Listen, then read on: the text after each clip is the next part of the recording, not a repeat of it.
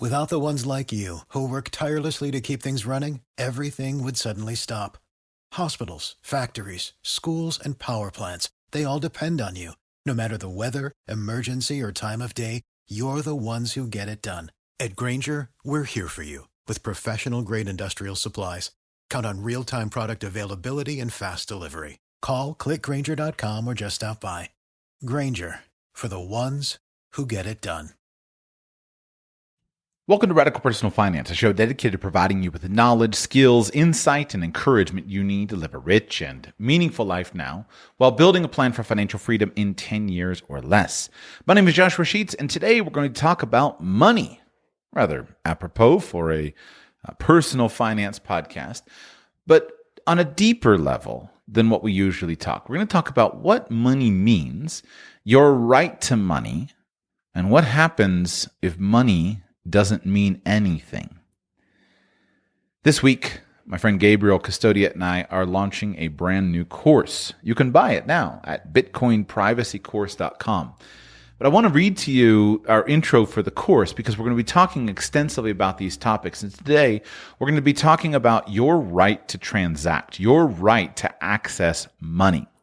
Here's what we wrote as the teaser to get you to come and buy the course. Imagine this. Your bank accounts are frozen. You must flee the country with only what you carry. Gold is suspicious and cash has limits. You cross the world and find a public computer, download a single program, and type from memory a private key. You now have access to $2 million worth of Bitcoin, unattached to your identity, tucked away for just this scenario, and the knowledge to buy, trade, and convert it into any local currency in the world. Cryptocurrencies are the ultimate exit strategy for inflation, social collapse, and other disasters, but only if you acquire and use them correctly, which 99% of people fail to do. In this two-part course, privacy consultant Gabriel Custodia explains step-by-step multiple ways to legally buy Bitcoin with no attachment to personal information. He then explains how to use it, how to protect it, and how to convert to other crypto for speculation or added privacy. The course includes everything you need to understand this process from A to Z, no prior knowledge required. As authorities crack down on cryptocurrencies, it is critical to have up-to-date, tested methods for private Bitcoin. There is much confusion about this process. The aim of this course is to give you all of the information you need with minimal diversion. No confusing tech vocabulary, no moralizing, no hacker-level computer skills, only the focused steps to teach you how to make the most radical personal finance decision of your life. That is our new course. If you'd like details on it, go to bitcoinprivacycourse.com. But we're living in quite interesting times where I feel it would be appropriate to talk about why would a guy like me or a guy like Gabriel even put out the information? Because after all, why should people need some way to transact? Why should people need some way to exchange value? In a little bit, we're going to get to an article that was published today in the Wall Street Journal called "If Russian Currency Reserves Aren't Really Money, the World is in for a Shock." And it is a shocking article. But I want to begin with an argument about why you and I fundamentally have the right and freedom to transact with one another, regardless of what they might say. There's a thread that came to the internet a few weeks ago, written by Punk6529, so we'll just refer to him as 6529 on Twitter. And here is his Twitter thread. And this was written when the Canadian government, a few weeks ago, was systematically freezing people's bank accounts with no judicial process, no oversight, not even involving law enforcement, but simply giving carte blanche permission to financial institutions to freeze the bank accounts and funds of anybody that financial institution suspected of being involved with the Freedom Convoy. And in that context, 6529 wrote this on Twitter, and we're going to go through this because I believe this is an important thing for you to think about with regard to money. There are no other constitutional rights in substance without freedom to transact. I've been meaning to write this for 6 months, but the Canadian response to the trucker protests is illustrating this so vividly that today is the day. I assume we are in agreement that constitutional democracies are a good form of government, or at least a better form of government than the other methods we have found to date. This means that I am taking for granted the following assumptions. People have fundamental rights to speech, assembly, religion, and so on. People are innocent until proven guilty. The state cannot punish people without due process, which generally means that, in a court of law, the state has to prove you have broken some specific law. If you disagree with the principles above, I guess that's fine, but weird. But probably you can safely exit this thread now, because it is unlikely that we are going to agree on anything else. People who know me in real life know that I have been harassing them for years, that without the freedom to transact, you have no other constitutional rights. And mostly they look at me strangely, and I look at them strangely, because it seems obvious to me freedom of speech might require such activities like a website, a pamphlet, an advertisement, paying a graphic designer, traveling to a different location, all of which cost money. Freedom of assembly might require such activities like taking a train to Washington, D.C., booking a hotel room, hiring a taxi, buying a hot dog with mustard while you assemble, all of which cost money. Freedom of religion might require such activities like renting a space for a facility, paying the salaries of religious officials, buying food and consumables, all of which cost money.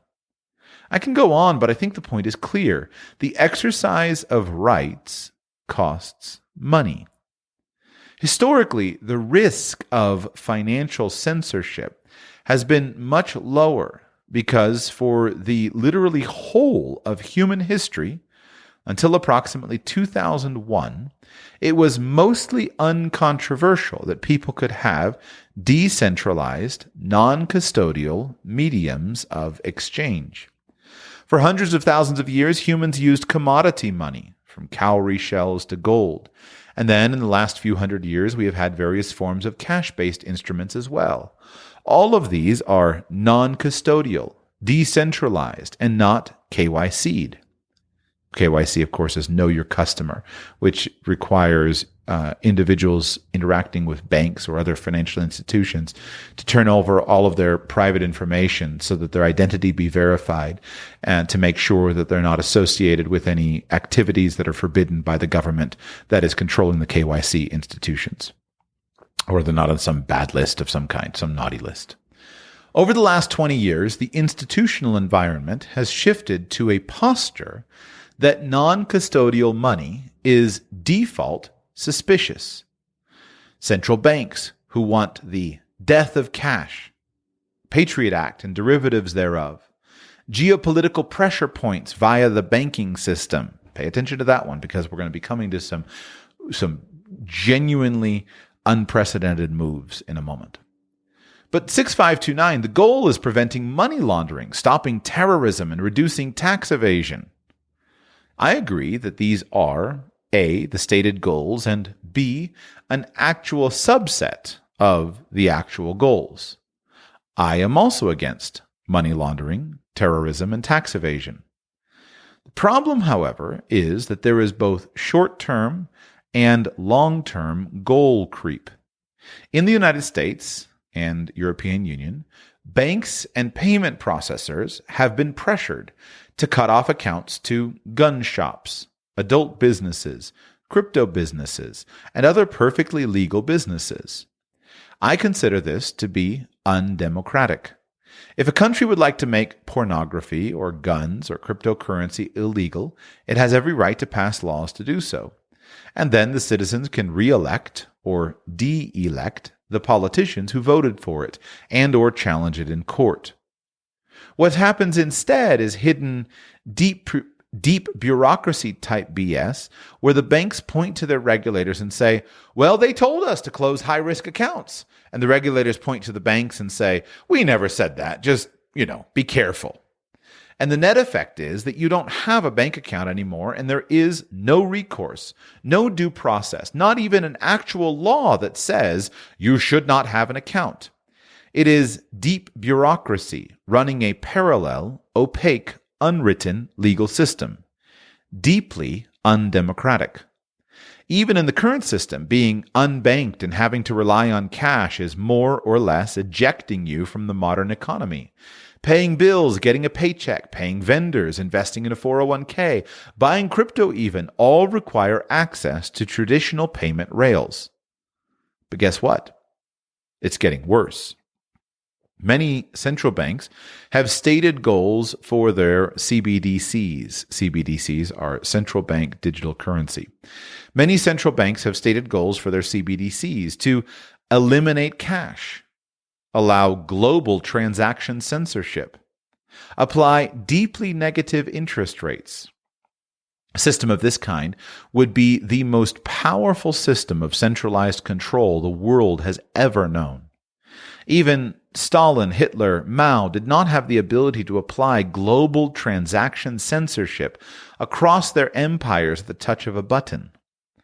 What will happen is some aspiring dictator will censor their opponent's spending during an election period, and they won't be able to buy a tomato, let alone run a campaign. With such power and no due process, it's a certainty. Power-hungry people tend to run for office. Notice that the third goal is mission creep. Nobody started this process in 2001 saying, the goal is to be able to apply negative interest rates to your savings. And yet, here we are. Below a certain negative rate, people will withdraw their money. So let's prevent them. The way this process has been working is that we are the frog, and we are being boiled slowly. Every year, the reporting requirements get a little broader, the penalties steeper, the restrictions on cash withdrawals more severe. And most of all, the presumption of innocence is turning into a presumption of guilt. Sir, why do you want to withdraw $5,000 in cash? If you've got nothing to hide, why do you need non-custodial instruments? Non-custodial is dangerous. I remind you that, literally, for the whole of human history, non-custodial was the main form of the mediums of exchange. It is a very recent concept that this is a bad thing. It is effectively a quiet power grab by the state. This is why one of the reasons that crypto has been generally disliked by central banks in particular. Here they are, closing in on the end of cash, and now a new form of digital cash emerges. And in their view, they need to reel that in too for the rest to work. So, back to constitutional rights. I would generally prefer the term myself. I'm going to read 6259's post the way that he or she has written it. But I would generally prefer human rights.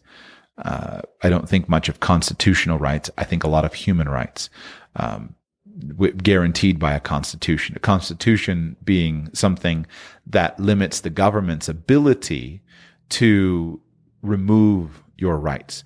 The rights exist whether they are constitutionally protected or not.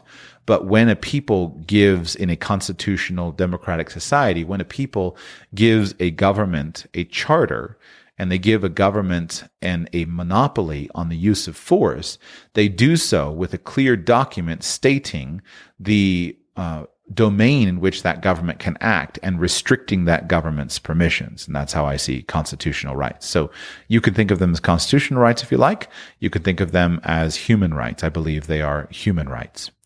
So back to constitutional rights. 1, you have constitutional rights. 2, you need money to exercise them. 3, the state acquires the power to cut off funding. What might happen next? I know what happens. All of 6529 Friends thinks he's overacting.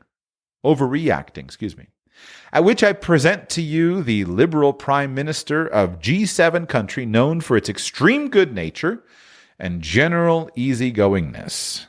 And herein, we have a picture of Prime Minister Justin Trudeau. Prime Minister Trudeau has a political problem. The specific political problem is some truck drivers have blocked part of Canadian cities and highways to protest his COVID-19 policies. This is A, annoying him, B, annoying his voters, and C, probably bad for the economy. I don't actually have a view on the substance of the trucker protests, and if Canada's COVID policies are good, bad, or neutral. I would further guess that the truckers are probably violating a variety of Canadian laws relating to how they can protest.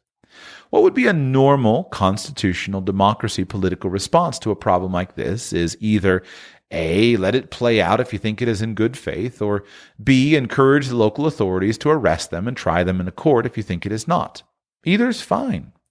The right to assembly in Canada probably does not allow you to block the highway for days for everyone else. I assume Canada still has police and courts, so they could presumably arrest the highway blockers and take them to court. When you go to court in a democracy, the following typically applies. You are innocent until proven guilty. The state has to be specific about which law you have violated. The state has to prove it, usually beyond a reasonable doubt. I understand that at times this is annoying for the state. You have to collect evidence. The defendants will get their own lawyers. There is time and expense involved, and sometimes you might not win. This is the price of a free country. But this is not what is happening today in Canada. The state has invoked its Emergencies Act, which is defined below. It seems a bit ambiguous to imagine that the protests exceed the capacity of a province to deal with it or threaten the sovereignty of Canada, but let me read the Emergencies Act language. What constitutes a national emergency? The Act defines a national emergency as, quote, an urgent and critical situation of a temporary nature that, quote, seriously endangers the lives, health, or safety of Canadians and is of such proportions or nature as to exceed the capacity or authority of a province to deal with it. Or, quote, seriously threatens the ability of the government of Canada to preserve the sovereignty, security, and territorial integrity of Canada. The emergency also, quote, cannot be effectively dealt with under any other law of Canada. The Act outlines 4 different types of national emergencies: a war emergency, an international emergency, a public welfare emergency, and a public order emergency. In this case, the government is invoking a public order emergency, back to 6529. I'm even willing to stretch and say, okay, maybe it was correct to invoke the Act, and let's see what he plans to do with it. What was done with the Act made my jaw drop, however. It is my, oh, this might happen in the future scenario, but today. Canada has asked every single financial system provider, from banks to credit card companies to investment firms to crowdfunding platforms to crypto companies to insurance companies, to freeze the accounts of anyone directly or indirectly supporting the protests. Given the powers of the Emergency Act, there is no due process on these actions and no civil liability for this freezing. In the short term, the goal is to shut down the protests by nuking the protesters' financial infrastructure. I have to say, this is not the model of criminal justice I expect to see in a constitutional democracy. You can't just go around freezing people's savings instead of, arresting them and charging them with a crime. Even worse, the indirect supporters. The indirect supporters have been very fuzzily defined in the press releases. It might include the crowdfunders, but it might include a family member who sends money to someone protesting in order for them to buy a meal. They're being treated as terrorist financiers. But 6529, these guys are terrorists. They're trying to overthrow the government. I don't know. I'm not so sure about this. I do not live in Canada, but Canada has a pretty advanced security infrastructure. I do not think it is at any real risk of being taken over. But what is a real risk is that constitutional rights will be curtailed, not through laws or court cases, but through weaponization of the financial system. Today, you're on Trudeau's side and dislike the truckers. But it is not always this way. Would you feel the same if Donald Trump were freezing all the financial infrastructure of BLM and all their indirect supporters? It is a terrible precedent to set. In politics, you must always, always, always invert. The way to judge an idea is not if your team in power should do it. The way to judge the idea is if you think your worst political enemy should have this power, and if you feel comfortable that the team you hate won't abuse it. It is a mistake to roll out the whole anti-terrorism infrastructure for political protesters and their indirect supporters. The next time around, the other team will use it against you, and this begets a cycle of political violence that ends badly. I have just been discussing the immediate term effects. The long-term effects will be worse. I suspect, without explicit action, many of the people unbanked now will not be rebanked because financial institutions won't want the headache of doing so. So this is not just a short-term thing, but an uncertain duration ejection from the financial system. No banking, no credit cards, no investments, no insurance, which for truckers means no job. This type of punishment requires due process. This can get so much worse, though. If we end up with a fully custodial system, no cash, no non-custodial crypto, full control digital currency, then these types of actions can happen at the push of a button, instantly across large groups of people. Oh, 6529, we would never abuse this power. Right, of course not. And yet here we are with Canada, close to my least likely test case for weaponization of the financial system against domestic dissent. Every day, every month, every year, I am here to say the same thing. The internet, computers, big data, machine learning allow us to centralize information flows in a way that we could never had before. It is exciting, but it is also dangerous. It is critically important that we don't sleepwalk into an economic, digital, and metaverse architecture that is completely centralized. Whether it is on the corporate or state systems, it will eventually end up under state control because states control the exercise of power. Joshua Sheets would add violence. But what about criminals, 6529? Do you think I do not worry about criminals? I worry about criminals more than you do. Unlike you, I think criminals are smart and can read and plan. Wait, what do you mean? If you centralize the greatest honeypot of power and money in history in the hands of a handful of companies in the state, the really smart criminals won't be running around robbing banks. They will aim for corporate or political leadership, and then they can win everything. Criminals working in their private capacity have done a lot of damage, and we should try to stop them. But they are minor players relative to the arch criminals who grabbed power, launched world wars, destroyed countries, economies, cultural heritage, and killed tens of millions. TLDR, financial systems underpin everything, including our constitutional rights. Weaponizing the financial system to resolve domestic dissent or even criminal justice issues is a terrible precedent to set. We must preserve non-custodial wallets at all costs. Finally, I would like to thank the Government of Canada for providing a sneak preview of what I have been worried about. A lot of you will still think I'm a bit of a conspiracy theorist. I'm not, but fewer of you than a week ago will think that. I would like to end by wishing our Canadian friends good luck in resolving this issue. I do not think this is the end of democracy in Canada or anything dramatic like that. I think things will eventually resolve, but this is not the way to do it. Bad precedents should not be normalized. In any case, if this is your first time here, we love the open metaverse and believe in interoperable, decentralized internet architecture. See more here. So if you're interested, you can go to Twitter, and you can follow at punk6529 if you appreciated his comments on that particular issue. I'm going to try to be thoughtful in this episode about how much I add, because I don't want to muddy the water by adding excess commentary. I think 6529 did a great job of laying out the points. The point is that you, as a human being, have fundamental human rights. These are your rights regardless of your citizenship. These are your rights regardless of where you live. These are your rights regardless of whether you are Ukrainian or Russian or Canadian or American. These are your rights.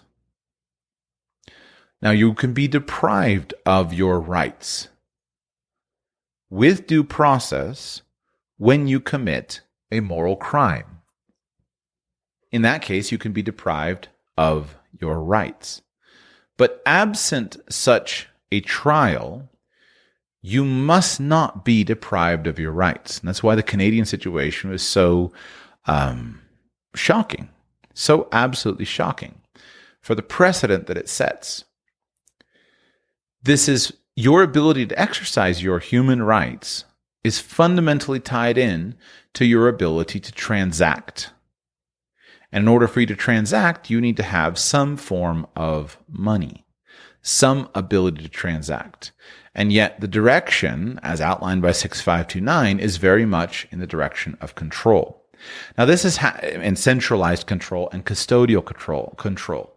This is fundamentally new in human history. This is fundamentally new, and as such, it requires tremendous analysis and tremendous safeguards to make sure that it's not abused. So this is why I've talked for some time now. While I missed the Bitcoin train earlier in regards to making a fortune with the run up in the price of Bitcoin, I am ideologically very committed to seeing Bitcoin and or other expressions of abilities of people to exchange value in decentralized ways. I'm very ideologically committed to wanting these things to succeed because they are a very important component. That's one of the reasons why I am doing this new class, bitcoinprivacycourse.com, because you need to have the ability to stockpile your own assets, to protect your own things. You can do this today with physical currency, but with all the currency controls, that's hard to do. Also with inflation, that's hard to do. You can do this with physical assets, such as precious metals.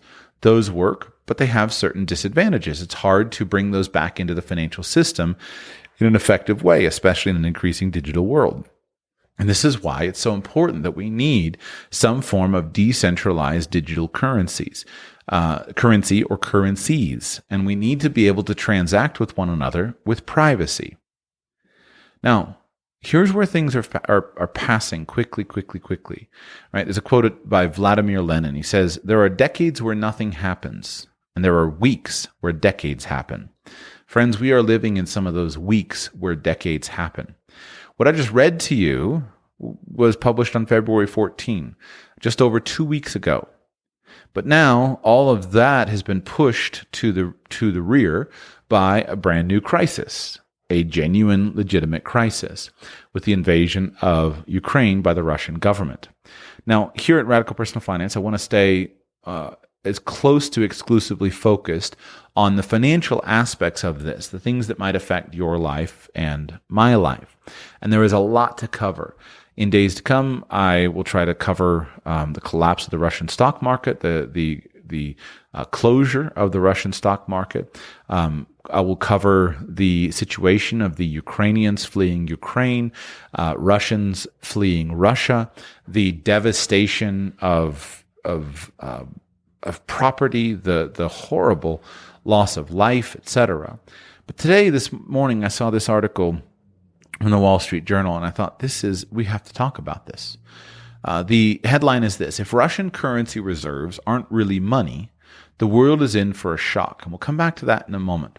First thing you need to know, though, is that some of the sanctions that have been passed on Russia by so many other governments around the world are fundamentally new in many ways. So let me go back about 4 or 5 days to when the sanctions were announced. This is a Wall Street Journal article, headline, "Sanctions on Russia's Central Bank Deal Direct Blow to Country's Financial Strength."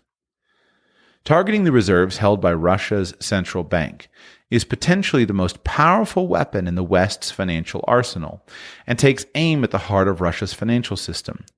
It is a move with few precedents that amplifies other Western sanctions, but also carries risks. The United States, Europe, and Canada pledged Saturday to prevent the Bank of Russia from deploying its $630 billion stockpile of international reserve, quote, in ways that undermine the impact of our sanctions, they said in a joint statement Saturday. The move directly targets the war chest that President Vladimir Putin has built up in recent years to help insulate Russia's economy from outside pressures. The move could be a hammer blow to Russia's financial system, limiting the government's ability to defend the ruble in currency markets, to make overseas purchases, and to backstop banks that have been hurt by international sanctions, economists and central bank officials said. Russia spent years building up its reserves, converting revenue its oil and gas companies generate through sales abroad into a massive mountain of securities, bank deposits, and gold. Foreign reserves are, by their nature, held abroad, often in government bonds of other nations, and at accounts with commercial banks and other nations' central banks. The moves announced Saturday would affect close to 40% of Russia's reserves that were held in North America and Europe as of last June, according to a recent report by Russia's central bank. Now, for the rest of the article, you can, of course, pull up wallstreetjournal.com and find sanctions on Russia's central bank deal direct blow to country's financial strength. I don't know, of course, none of us do. I don't know what was in President Putin's plan and what was not. But it would seem to me that I would guess that this blindsided him. I don't think he planned for his country's foreign reserves to be frozen. The reason I want to point this out to you is that it's a lesson of exactly what we just talked about at a small scale, at a larger scale. We talked about Canada freezing truckers' credit cards and their wives' credit cards and bank accounts and such. And now here we're talking about the most powerful country in the world, the United States, together with many European countries and Canada, freezing the assets of another sovereign government. Now, I pray that this move has the desired effect to bring peace, to stop violence, war, etc. But this is fundamentally, as here, here we go. Here's the quote. I was about to say it's a nuclear bomb in finance, and here, quote, "Symbolically speaking, it's a nuclear bomb in the world of global finance," said Sony Kapoor, a finance professor and CEO of the Nordic Institute for Finance, Technology, and Sustainability, an Oslo-based think tank. This is an absolute nuclear bomb in international finance. Which brings me to today's article. Headline: If Russian currency reserves aren't really money, the world is in for a shock. Sanctions have shown that currency reserves accumulated by central banks can be taken away. With China taking note, this may reshape geopolitics, economic management, and even the international role of the US dollar. What is money is a question that economists have pondered for centuries, but the blocking of Russia's central bank reserves has revived its relevance for the world's biggest nations, particularly China. In a world in which accumulating foreign assets is seen as risky, military and economic blocs are set to drift farther apart.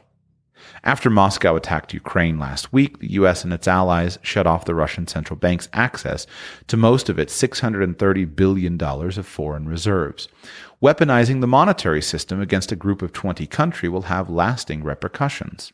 The 1997 Asian financial crisis scared developing countries into accumulating more funds to shield their currencies from crashes, pushing official reserves from less than $2 trillion to a record $14.9 trillion in 2021. According to the International Monetary Fund. While central banks have lately sought to buy and repatriate gold, it only makes up 13% of their assets. Foreign currencies are 78%. The rest is positions at the IMF and special drawing rights, or SDR, an IMF-created claim on hard currencies. Many economists have long equated this money to savings in a piggy bank, which in turn correspond to investments made abroad in the real economy. Recent events highlight the error in this thinking. Barring gold, these assets are someone else's liability. Someone who can just decide they are worth nothing. Last year, the IMF suspended Taliban-controlled Afghanistan's access to funds and special drawing rights. Sanctions on Iran have confirmed that holding reserves offshore doesn't stop the U.S. Treasury from taking action. As New England law professor Christine Abely points out, the 2017 settlement with Singapore's CSE Transtel shows that the mere use of the dollar abroad can violate sanctions on the premise that some payment clearing ultimately happens on U.S. soil. To be sure, the West has frozen Russia's stock of foreign exchange, but hasn't blocked the inflow of new dollars and euros. The country's current account surplus is estimated at $20 billion a month due to exports of oil and gas, which the U.S. and the European Union want to keep buying. While these balances go to the private sector, officials have mobilized them, stopping major banks like Sberbank from using dollars and excluding others from the SWIFT messaging system still plunges the economy into chaos, especially if foreign businesses are afraid to buy Russian energy despite the sector's explicit exclusion from sanctions. But hard currency will probably keep gushing in through energy-focused lenders like Gazprom Bank and can theoretically be used to pay for imports and buy the ruble. Yet the entire artifice of money as a universal store of value risks being eroded by the banning of key exports to Russia and boycotts of the kind corporations like Apple and Nike announced this week.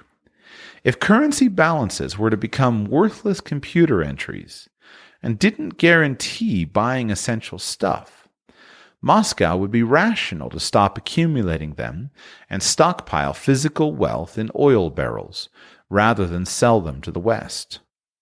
At the very least, more of Russia's money will likely shift into gold and Chinese assets. Indeed, the case levied against China's attempts to internationalize the renminbi has been that, unlike the dollar, access to it is always at risk of being revoked by political considerations. It is now apparent that, to a point, this is true of all currencies. The risk to King Dollar's status is still limited due to most nations' alignment with the West and Beijing's capital controls. But financial and economic linkages between China and sanctioned countries that are only allowed to accumulate reserves and, crucially, spend them, there will necessarily strengthen. Even nations that aren't sanctioned may want to diversify their geopolitical risk. It seems set to further the deglobalization trend and entrench two separate spheres of technological, monetary, and military power. China itself owns $3.3 trillion in currency reserves. Unlike Russia, it cannot usefully hold them in renminbi, a currency it prints. Stockpiling commodities is an alternative. The conundrum creates another incentive for Beijing to reduce its trade surplus by reorienting its economy toward domestic consumption, though it has proven challenging. What can investors do? For once, the old trope may not be ill-advised. Buy gold. Many of the world's central banks will surely be doing it. Here you have insight into the largest of systems. And I wanted to juxtapose these two scenarios because at its core, both are dealing with the same fundamental problem. The ability of an outside actor to unilaterally remove access to your money. In Canada, it's the large and powerful nation state expressing its ability to unilaterally remove access to those political dissidents who are causing it an annoyance and an embarrassment. Right? The big government against the little people. Here in the story of Russia, you have, I can't say virtually all, but a massive plurality and or majority, I would guess majority at this point, massive majority of the world's governments, especially the large and powerful ones, right? Those are the G20, coming against Russia and saying, you're not allowed to invade Ukraine and we're going to take your stuff. It's shocking to see the stories that are coming out. I have been trying desperately to figure out how the system of like the Russian oligarchs works and how is it governments are seemingly seizing the yachts of the Russian oligarchs and seizing their other property. I've been trying to figure out if there's been some kind of rule of law and some kind of adjudication of personal guilt. I think that in the most cases, there probably is a lot of guilt. My understanding of the collapse of the Soviet Union led to just a lawless situation in which the strongest came in, both from the West and also within Russia, and took over and created fortunes for themselves. But I've not seen where there's actually been any kind of trial, and any kind of trial. And yet you're seeing news articles come out about yachts being seized around the world, property being seized, etc. And so I haven't been able to figure that out yet. As far as has there been any proper due process of law or not? So I don't know that yet. But the point is, at either end, right? You certainly see these nations coming together and saying, we are going to freeze billions and billions and billions of dollars of the Russian government. And again, I'm hoping that it has the desired effect to restrain Putin in his bellicose ways and cause him to not be able to perpetuate loss of life, etc. But I'm concerned about the precedent because I don't particularly consider that any nation should have that power. And we live in a world right now where the United States is the world's sole superpower, able to express and to impose its will upon clearly any nation on the earth.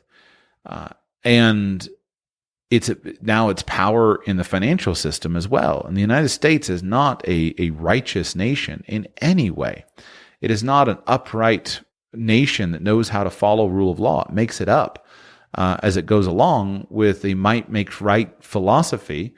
But at this point in time, being so powerful, it doesn't need to do things that needlessly keep others from needlessly harm others by going and invading. It's built its empire, and so now it can kind of proceed forward with that empire. So it's deeply concerning is the point. Now, what do you do about it? As we said, number one, try to keep your nose clean. right? Do your best to follow the laws. Do your best to not run afoul of anything. Do your best not to protest, not to do those things, etc. So keep your nose clean and do your best not to anger powerful people, because they have powerful people, powerful governments especially, have the ability to have vast power. In addition, it makes you see why there are certain attributes of financial assets that are powerful. In the Wall Street Journal article, what did you see here? You saw how, what are the solutions, right? Well, Russia could stockpile barrels of oil. It's a commodity. Gold is a commodity. Why do central banks have it? Because it's a store of value, but it's one of the few stores of value that's not somebody else's liability, as the article itself talked about. You can do the same thing. You can store physical assets, and that works. Physical assets are not passed. Any Canadian trucker that had $10,000 Canadian physical currency, unless they were physically arrested and the money seized upon their arrest, they weren't barred from transacting. They could go out and they could spend their currency. What was frozen was digital money. Anything that's digits on a screen. So possession here is very, very important. Currency still works. It doesn't work for necessarily a government. It's on a sanction list, or a criminal who's on a most wanted list. It's very hard in those cases, but currency still works. Problem is there's war on cash, global war on cash. So the ability or the right to accept currency is diminished. Other commodities have their value as well. So there's the reason why you have the classics of gold and silver coins. Other commodities may work. It's just depending on the other commodity, you wind up with bulkiness of some commodities. You wind up with obsolescence of other commodities. And as you think about commodity planning, as I've covered previously, most commodities, meaning physical things that people desire, they have problems that gold and silver, or precious metals generally, don't have. So you could store your wealth in apples, bushels of apples, but it takes an awful lot of space to store your wealth, and the product itself is perishable. You could store your wealth in container loads of sneakers, but it's bulky, and the product itself will eventually deteriorate. The glue will deteriorate. Everything will break down, even if it's not exposed to anything, and it runs the risk of becoming obsolete in terms of style. Other commodities have unique problems. You could store your wealth in the form of guns. Guns are generally attractive and valuable, but now you run additional legal risk that a government may declare that your legally purchased, legally owned guns are suddenly contraband. You can own your wealth in the form of gold and silver coins.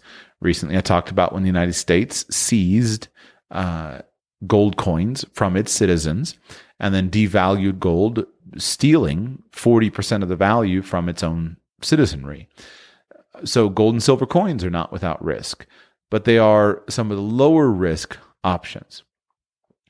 All of these things have the limitation of being physical assets, though, which is what brings us to Bitcoin, where when you look at Bitcoin, it provides a glimmer of hope that perhaps we could have a decentralized store of value that is not subject to the actions of a nation state. And if you can do that anonymously, it's even better. That's the point. So I would ask you to consider signing up for my class. Go to bitcoinprivacycourse.com to sign up, bitcoinprivacycourse.com. I think you will love it. I think you will learn a lot. And I hope that you see the value for it, the need for it. Obviously, I don't expect that any of us will necessarily have to do what we put in that snazzy little intro. But if you ever did need it, it would be really nice to have. Go to bitcoinprivacycourse.com, sign up today, bitcoinprivacycourse.com. bitcoinprivacycourse.com. Go there now, bitcoinprivacycourse.com. For the ones who work hard to ensure their crew can always go the extra mile, and the ones who get in early so everyone can go home on time, there's Grainger, offering professional-grade supplies backed by product experts so you can quickly and easily find what you need. Plus, you can count on access to a committed team ready to go the extra mile for you. Call, click Grainger.com, or just stop by. Grainger, for the ones who get it done.